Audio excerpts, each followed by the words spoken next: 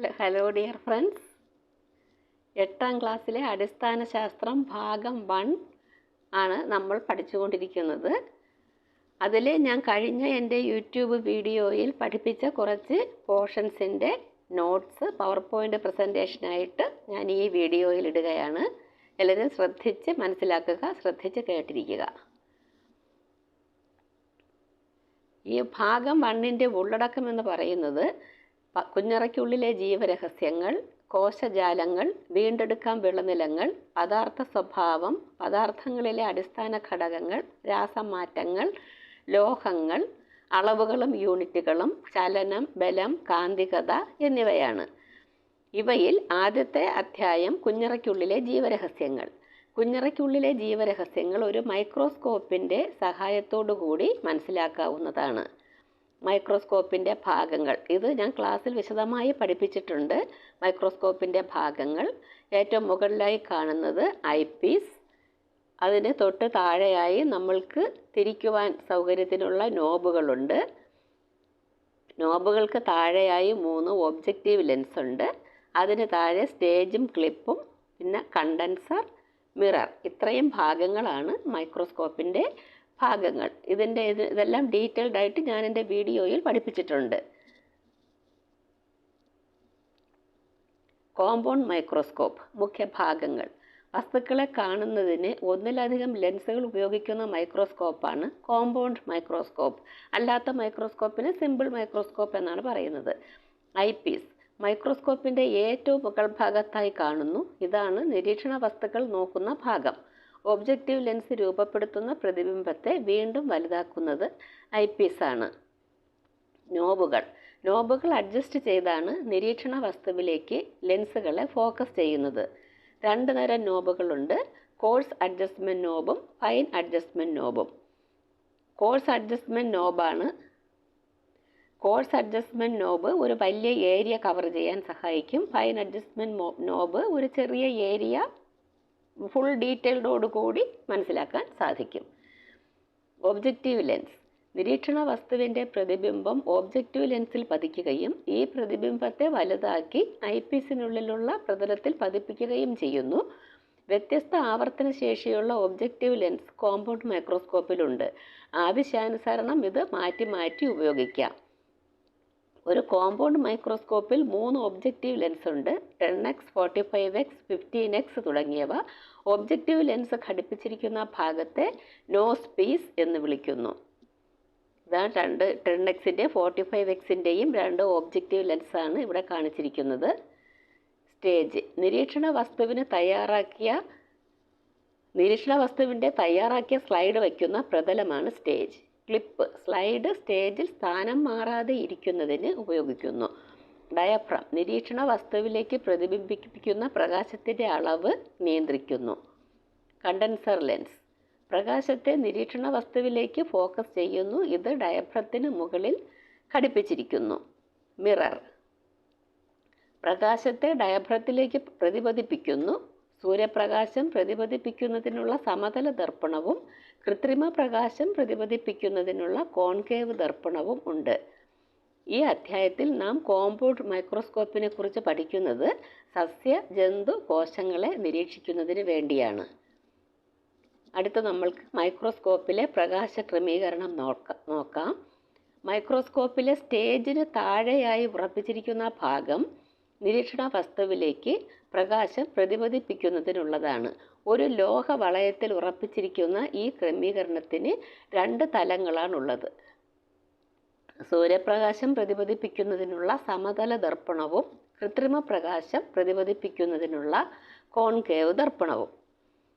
സ്റ്റേജിൻ്റെ അടിവശത്ത് ഉറപ്പിച്ചിരിക്കുന്ന കണ്ടൻസറിലെ lens പ്രകാശത്തെ നിരീക്ഷണ വസ്തുവിൽ കേന്ദ്രീകരിക്കുന്നു.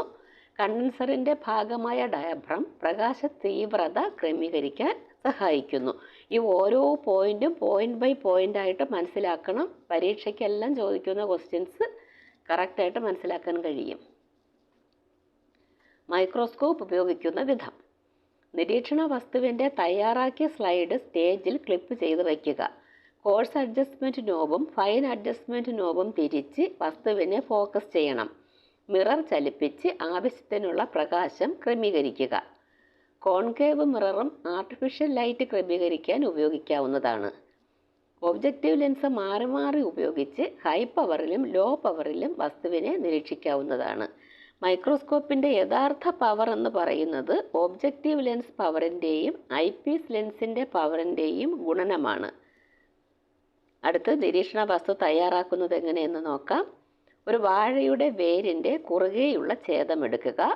ഒരു പേട്രി ഡിഷ് എടുത്ത് അതിലൽപ്പം ശുദ്ധജലം ഒഴിക്കുക. വാഴയുടെ ഛേദം ഈ ശുദ്ധജലത്തിലിടുക. ഒരു വാഷ് ഗ്ലാസ്സിൽ സഫ്രാനിൻ സ്റ്റെയിൻ എടുക്കുക. വെള്ളത്തിൽ നിന്നും വേരിൻ്റെ ഛേദമെടുത്ത് സഫ്രാനിൻ സ്റ്റെയിനിലിടുക. ഈ ഛേദത്തിന് വീണ്ടും ശുദ്ധജലമുള്ള വാഷ് ഗ്ലാസ്സിലേക്ക് മാറ്റുക. ഈ നിരീക്ഷണ വസ്തുവിനെ ഒരു സ്ലൈഡിൽ 1-2 തുള്ളി ഗ്ലിസറിൻ ഇറ്റിച്ചിട്ട് അതിന് പുറത്ത് വയ്ക്കുക. ഇതിന് പുറത്തായി ഒരു കവർ സ്ലിപ്പ് ഇടുക. അധികമുള്ള ഗ്ലിസറിൻ ഒരു ടിഷ്യൂ പേപ്പർ ഉപയോഗിച്ച് തുടച്ചു മാറ്റുക. ഈ തയ്യാറാക്കിയ സ്ലൈഡ് മൈക്രോസ്കോപ്പിൻ്റെ സ്റ്റേജിൽ ക്ലിപ്പ് ചെയ്ത് വയ്ക്കുക. ഇനി വസ്തുവിനെ മൈക്രോസ്കോപ്പിൽ കൂടെ കോഴ്സ് അഡ്ജസ്റ്റ്മെൻറ്റ്, ഫൈൻ അഡ്ജസ്റ്റ്മെൻറ്റ് നോബൊക്കെ തിരിച്ച് നമ്മൾക്ക് നിരീക്ഷിക്കാവുന്നതാണ്. നിരീക്ഷണ വസ്തു തയ്യാറാക്കുന്ന വിധം നിങ്ങളുടെ ടെക്സ്റ്റ് ബുക്കിൽ വിശദമായി കൊടുത്തിട്ടുണ്ട്. നിരീക്ഷിക്കാനുള്ള വസ്തുവിലെ ജലാംശം നഷ്ടപ്പെടാതിരിക്കാൻ പേട്രി ഡിഷിലെ ജലത്തിൽ ഇടുക. രണ്ടാം ഘട്ടത്തിൽ നിരീക്ഷിക്കാനുള്ള വസ്തുവിൻ്റെ കുറുകെയുള്ള നേർത്ത ഛേദങ്ങൾ എടുക്കുക. ഛേദങ്ങൾ ബ്രഷ് ഉപയോഗിച്ച് വാഷ് ഗ്ലാസ്സിലെ ജലത്തിലേക്ക് മാറ്റുക. ഏറ്റവും കട്ടി കുറഞ്ഞതും പൂർണ്ണമായതുമായ ഛേദങ്ങളെ മറ്റൊരു വാഷ് ഗ്ലാസ്സിൽ എടുത്തിട്ടുള്ള സ്റ്റെയിനിൽ ഇടുക. നിരീക്ഷണ വസ്തു ഉണങ്ങിപ്പോകാതിരിക്കാനായി 1-2 തുള്ളി ഗ്ലിസറിൻ സ്ലൈഡിൽ ഇറ്റിക്കുക. നിറം പിടിച്ച ഛേദത്തെ ശുദ്ധജലത്തിൽ കഴുകിയ ശേഷം സ്ലൈഡിലെ ഗ്ലിസറിനിൽ വയ്ക്കുക. വായു കുമിളകൾ കടക്കാത്ത വിധം നീഡിലിൻ്റെ സഹായത്താൽ കവർ ഗ്ലാസ് കൊണ്ട് മൂടുക. അധികമുള്ള ഗ്ലിസറിൻ ടിഷ്യൂ പേപ്പർ ഉപയോഗിച്ച് തുടച്ചു മാറ്റുക. അടുത്ത് നിങ്ങളുടെ ടെക്സ്റ്റ് ബുക്കിൽ പ്രവർത്തനക്കുറിപ്പിൻ്റെ മാതൃക എഴുതാൻ പറഞ്ഞിട്ടുണ്ട്. പ്രവർത്തനക്കുറിപ്പിൻ്റെ മാതൃക, അതിൻ്റെ ലക്ഷ്യം വാഴയുടെ വേരിൻ്റെ ഛേദം മൈക്രോസ്കോപ്പിലൂടെ നിരീക്ഷിക്കുക എന്നതാണ് ലക്ഷ്യം. ആവശ്യമായ സാമഗ്രികൾ: വാഴയുടെ വേരിൻ്റെ ഛേദം, microscope, glycerin, safranin stain, watch glass, petri dish, glass slide, cover slip, brush, tissue തുടങ്ങിയവ. പ്രവർത്തനക്രമം: ഈ പ്രസൻറ്റേഷനിലെ 16, 17, 18 സ്ലൈഡുകൾ നിങ്ങൾ നോക്കുക. ആ 3 സ്ലൈഡിലും പ്രവർത്തനക്രമം വിശദമായി പ്രതിപാദിച്ചിട്ടുണ്ട്. നിരീക്ഷണം: വാഴയുടെ വേരിൻ്റെ കോശങ്ങൾ മൈക്രോസ്കോപ്പിലൂടെ വ്യക്തമായി കാണുന്നു. നിഗമനം: മൈക്രോസ്കോപ്പ് ഒരു വസ്തുവിനെ പല മടങ്ങ് വലിപ്പത്തിൽ കാണാൻ സഹായിക്കുന്നു. മൈക്രോസ്കോപ്പിൻ്റെ സഹായത്തോടു കൂടി ഒരു വസ്തുവിൻ്റെ കോശങ്ങൾ വലുതും വ്യക്തവുമായി കാണാൻ സാധിക്കുന്നു. അടുത്ത ശാസ്ത്രം അതിജീവനത്തിന്. മൈക്രോസ്കോപ്പുകളുടെ കണ്ടെത്തൽ സൂക്ഷ്മജീവികളായ രോഗാണുക്കളെ നിരീക്ഷിക്കാനും പഠിക്കാനും നമ്മെ പ്രാപ്തരാക്കി. ചികിത്സാരംഗത്ത് ഇത് വൻ മുന്നേറ്റത്തിന് വഴിയൊരുക്കി. ഇതുവഴി നമ്മെ ഭീതിയിൽ ആഴ്ത്തിയ രോഗങ്ങളെ നിയന്ത്രണ വിധേയമാക്കാൻ നമുക്ക് സാധിച്ചു. റോബർട്ട് ഹൂക്ക് കോശത്തെ കണ്ടെത്തുന്നു. മൈക്രോസ്കോപ്പിൻ്റെ സഹായത്താൽ ആദ്യമായി കോശങ്ങളെ നിരീക്ഷിച്ചത് റോബർട്ട് ഹൂക്ക് എന്ന ശാസ്ത്രജ്ഞനാണ്. കോർക്കിൻ്റെ ഛേദം മൈക്രോസ്കോപ്പിൽ കൂടി പരിശോധിച്ചപ്പോൾ കണ്ട ചെറിയ അറകളെ അദ്ദേഹം സെൽ അഥവാ കോശം എന്ന് വിശേഷിപ്പിച്ചു. കോശവിജ്ഞാനീയം: ഇന്ന് സത്വരം വികസിച്ചു കൊണ്ടിരിക്കുന്ന കോശ പഠന ശാസ്ത്ര ശാഖയാണ് കോശവിജ്ഞാനീയം. കോശവിജ്ഞാനീയത്തിന് അടിത്തറ പാകിയ ശ്രദ്ധേയമായ കണ്ടെത്തലുകൾ നടന്നത് 19-ാം നൂറ്റാണ്ടിൻ്റെ മധ്യ ദശകങ്ങളിലാണ്. കോശവിജ്ഞാനീയ ചരിത്രത്തിലെ നാഴികക്കല്ലുകൾ: റോബർട്ട് ബ്രൗൺ 1831 കോശകേന്ദ്രം കണ്ടെത്തി. അതിനെ ന്യൂക്ലിയസ് എന്ന് അദ്ദേഹം വിളിച്ചു. MJ ഷ്ലീഡൻ 1838 സസ്യശരീരം കോശങ്ങളാൽ നിർമ്മിതമാണെന്ന് കണ്ടെത്തി. തിയോഡർ ഷ്വാൻ 1839 ജന്തുശരീരം കോശങ്ങളാൽ നിർമ്മിതമാണെന്ന് കണ്ടെത്തി. റുഡോൾഫ് വിർഷോ 1858 വിഭജിക്കുന്ന കോശങ്ങളെ നിരീക്ഷിച്ചു.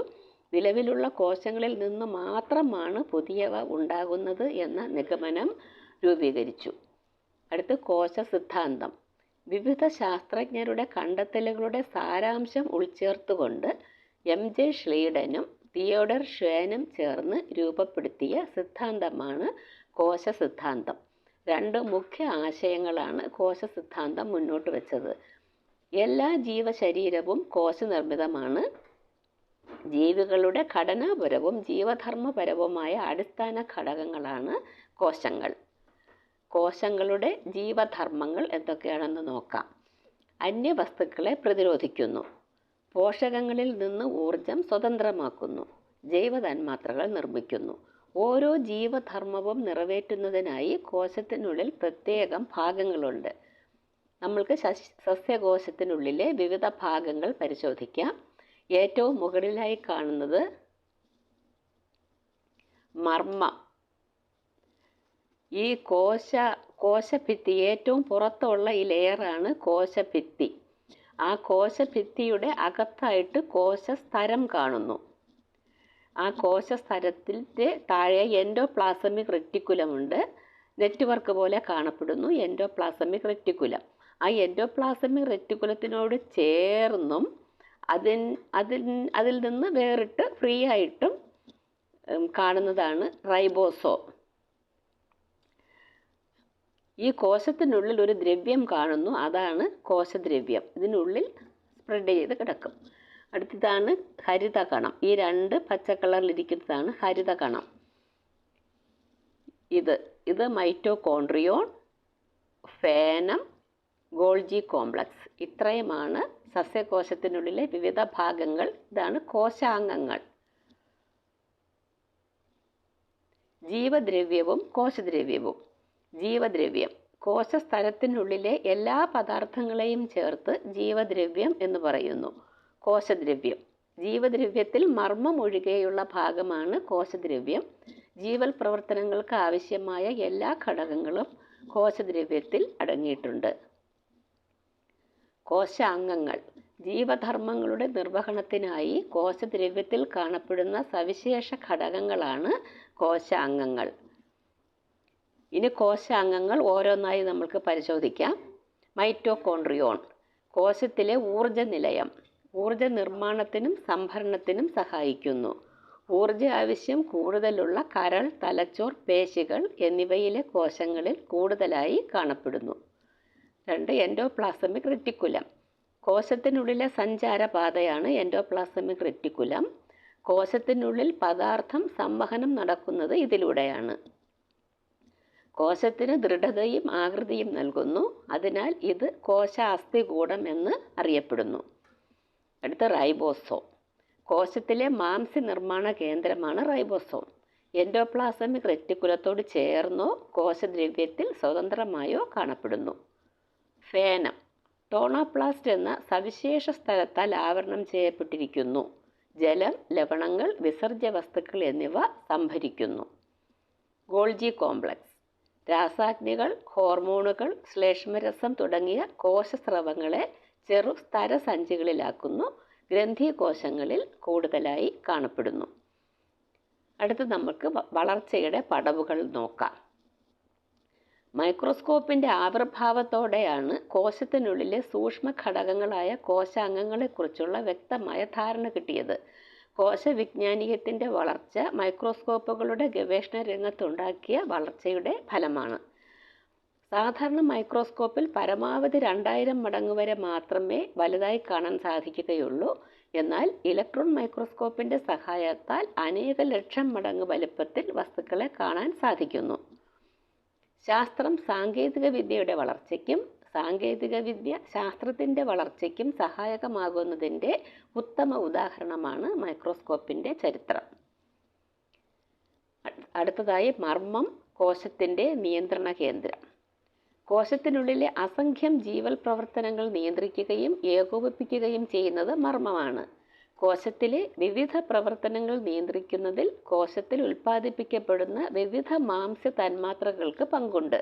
ഇവയുടെ നിർമ്മാണം നടക്കുന്നത് മർമ്മത്തിലെ ജാലികയുടെ ജീനുകളുടെ നിയന്ത്രണത്തിലാണ്. അതിനാൽ മർമ്മം കോശത്തിൻ്റെ കേന്ദ്രം എന്ന് പറയാം. മർമ്മകം ഗോളാകൃതിയിൽ കാണപ്പെടുന്ന ഇവ റൈബോസോം നിർമ്മാണത്തിൽ പ്രധാന പങ്കുവഹിക്കുന്നു. മർമ്മദ്രവ്യം മർമ്മത്തിനുള്ളിലെ ദ്രാവക ഭാഗം. മർമ്മകവും ക്രോമാറ്റിൻ ജാലികയും കാണപ്പെടുന്നു. മർമ്മസ്തരം, മർമ്മത്തെ ആവരണം ചെയ്ത് കാണപ്പെടുന്ന ഇരുപാളികളുള്ള സ്തരം. മർമ്മരന്ധ്രം, മർമ്മസ്തരത്തിലെ ചെറു സുഷിരങ്ങൾ മർമ്മത്തിനകത്തേക്കും പുറത്തേക്കുമുള്ള പദാർത്ഥ സംവഹനത്തിന് സഹായിക്കുന്നു. ക്രോമാറ്റിൻ ജാലിക, മർമ്മദ്രവ്യത്തിൽ വലക്കണ്ണികൾ പോലെ കെട്ടുപിണഞ്ഞ് കാണപ്പെടുന്നു, ജീനുകളെ ഉൾക്കൊള്ളുന്നു. ഇതാണ് മർമ്മം. മർമ്മത്തിൻ്റെ പ്രധാന ഭാഗങ്ങളെല്ലാം ഈ പടത്തിൽ രേഖപ്പെടുത്തിയിട്ടുണ്ട്. മർമ്മകം, ഗോളാകൃതിയിൽ കാണപ്പെടുന്ന ഇവ റൈബോസോം നിർമ്മാണത്തിൽ പ്രധാന പങ്ക് വഹിക്കുന്നു. അടുത്ത് മർമ്മദ്രവ്യം, ഈ ഭാഗത്ത് മുഴുവനും സ്പ്രെഡ് ചെയ്ത് കിടക്കുന്നതാണ് മർമ്മദ്രവ്യം. മർമ്മത്തിനുള്ളിലെ ദ്രാവക ഭാഗം മർമ്മകവും ക്രോമാറ്റിൻ ജാലികയും കാണപ്പെടുന്നു. അപ്പോൾ ക്രോമാറ്റിൻ ജാലിക നോക്കാം. മർമ്മദ്രവ്യത്തിൽ വലക്കണ്ണികൾ പോലെ കെട്ടുപിണഞ്ഞ് കാണപ്പെടുന്നു, ജീനുകൾ ഉൾക്കൊള്ളുന്നു. ഈ കെട്ടുപിണഞ്ഞ് കിടക്കുന്ന ഈ ഭാഗങ്ങളാണ് ക്രോമാറ്റിൻ ജാലിക. മർമ്മരന്ധ്രം, ഈ മർമ്മ സ്ഥലത്തിലെ സുഷിരങ്ങളാണ് മർമ്മരന്ധ്രം. മർമ്മത്തിനകത്തേക്കും പുറത്തേക്കുമുള്ള പദാർത്ഥ സംവഹനത്തിന് സഹായിക്കുന്നു. മർമ്മകം, ഗോളാകൃതിയിൽ കാണപ്പെടുന്നു. ഇവ റൈബോസോം നിർമ്മാണത്തിൽ പ്രധാന പങ്ക് വഹിക്കുന്നു. അടുത്ത് പ്രോകാരിയോട്ടുകളും യൂകാരിയോട്ടുകളും. ബാക്ടീരിയ, സയനോബാക്ടീരിയ, മൈക്കോപ്ലാസ്മ തുടങ്ങിയവയുടെ കോശത്തിൽ മർമ്മം കാണപ്പെടുന്നില്ല. ഇത്തരം ജീവികൾ പ്രോകാരിയോട്ടുകൾ എന്ന് അറിയപ്പെടുന്നു. അമീബ, ജന്തുക്കൾ, സസ്യങ്ങൾ എന്നിവയുടെ കോശങ്ങളിൽ സ്തരത്താൽ ആവരണം ചെയ്യപ്പെട്ട വ്യക്തമായ മർമ്മം കാണപ്പെടുന്നു. ഇത്തരം ജീവികൾ യൂകാരിയോട്ടുകൾ എന്ന് അറിയപ്പെടുന്നു. ജീവസ്തരങ്ങൾ, കോശത്തെ സമീപ കോശങ്ങളിൽ നിന്ന് വേർതിരിക്കുന്ന സ്തര ആവരണമാണ് ജീവസ്തരം. കോശങ്ങൾ തമ്മിലും കോശ അംഗങ്ങളും കോശദ്രവ്യവും തമ്മിലും പദാർത്ഥ വിനിമയം നിയന്ത്രിക്കുന്നത് ജീവസ്തരങ്ങളാണ്. ആവശ്യമായ പദാർത്ഥങ്ങളെ മാത്രം കടത്തിവിടുന്നതിനാൽ ഈ സ്തരങ്ങൾ വർണ്ണധാര്യ സ്തരങ്ങൾ എന്ന് അറിയപ്പെടുന്നു. വർണ്ണധാര്യ സ്തരങ്ങൾ. നിറവും രുചിയും മാറ്റുന്നവർ. ജൈവകണികകൾ. സസ്യകോശങ്ങളിൽ മാത്രമാണ് ജൈവകണികകൾ കാണപ്പെടുന്നത്. 3 തരം ജൈവകണികകൾ ഉണ്ട്: വർണ്ണകണം, ഹരിതകണം, ശ്വേതകണം എന്നിവ. വർണ്ണകണം, പൂക്കൾ, ഫലങ്ങൾ എന്നിവയ്ക്ക് നിറം നൽകുന്നത് വർണ്ണകണങ്ങളിലെ വർണ്ണകങ്ങളാണ്. സാന്തോഫിൽ മഞ്ഞ നിറം നൽകുന്നു. കരോട്ടിൻ മഞ്ഞ കലർന്ന ഓറഞ്ച് നിറം നൽകുന്നു. ആന്തോസയാനിൻ ചുവപ്പ്, പർപ്പിൾ എന്നീ നിറങ്ങൾ നൽകുന്നു. ഇവയാണ് 3 തരം വർണ്ണകങ്ങൾ. ഹരിതകണം. പ്രകാശ സംശ്ലേഷണം നിർവഹിക്കുന്നത് ഹരിതകണമാണ്. പച്ച നിറം. ഫലങ്ങൾ പാകമാകുന്നതിനനുസരിച്ച് ഹരിതകണങ്ങൾ വർണ്ണകണങ്ങളായി മാറുന്നു. ശ്വേതകണം. പ്രത്യേക നിറമില്ലാത്ത ജൈവകണമാണ് ശ്വേതകണം. ആഹാരവസ്തുക്കളുടെ സംഭരണം നടക്കുന്ന കോശങ്ങളിൽ ശ്വേതകണങ്ങൾ കൂടുതലായി കാണപ്പെടുന്നു. ഫലം പാകമാകുന്നതിനനുസരിച്ച് ഹരിതകണങ്ങൾ വർണ്ണകണങ്ങളായി മാറുന്നു. അന്നജം പഞ്ചസാരകളായും മാറുന്നു. ഇതാണ് പഴങ്ങളുടെ നിറമാറ്റത്തിനും രുചിമാറ്റത്തിനും കാരണം. ഇനി അടുത്ത് നമ്മൾക്ക് ജന്തുകോശം നോക്കാം. ജന്തുകോശങ്ങളിൽ മാത്രം കാണപ്പെടുന്ന കോശാംഗങ്ങളാണ് സെൻട്രോസോമും ലൈസോസോമും. സെൻട്രോസോം ജന്തുകോശങ്ങളിൽ മാത്രം കാണപ്പെടുന്ന കോശാംഗമാണ്. കോശവിഭജനത്തിൽ പ്രധാന പങ്ക് വഹിക്കുന്ന സെൻട്രിയോളുകൾ കാണപ്പെടുന്നത് സെൻട്രോസോമിലാണ്. സെൻട്രിയോളുകൾ. ലൈസോസോം കോശത്തിനുള്ളിൽ പ്രവേശിക്കുന്ന അന്യവസ്തുക്കളെ നശിപ്പിക്കാൻ വേണ്ട ദഹനരസങ്ങൾ അടങ്ങിയിരിക്കുന്നു. ജന്തുകോശത്തിൽ മാത്രം കാണപ്പെടുന്നു. ഇതാണ് ഒരു ജന്തുകോശം. ജന്തുകോശം സസ്യകോശത്തിൽ നിന്നും വ്യത്യസ്തമായി ജന്തുകോശത്തിന് സെൻട്രോസോമും ലൈസോസോമുമുണ്ട്. ബാക്കിയെല്ലാം സസ്യകോശത്തിലുള്ളത് തന്നെയാണ്. കോശസ്തരം, മർമ്മം, endoplasmic reticulum, Golgi complex, mitochondrion, കോശദ്രവ്യം, റൈബോസോം ഇതെല്ലാം ജന്തുകോശത്തിലും സസ്യകോശത്തിലും പൊതുവായി ഉള്ള ഘടകങ്ങളാണ്. ജന്തുകോശവും സസ്യകോശവും തമ്മിലൊരു താരതമ്യ പഠനം നടത്താം.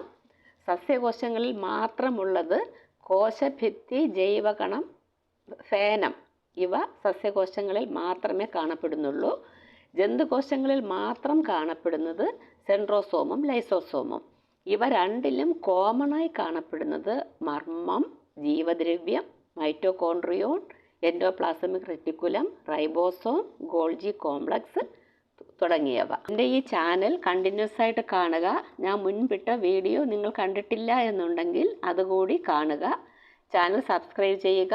നിങ്ങളുടെ ഫ്രണ്ട്സിനെല്ലാം ഷെയർ ചെയ്ത് കൊടുക്കുക.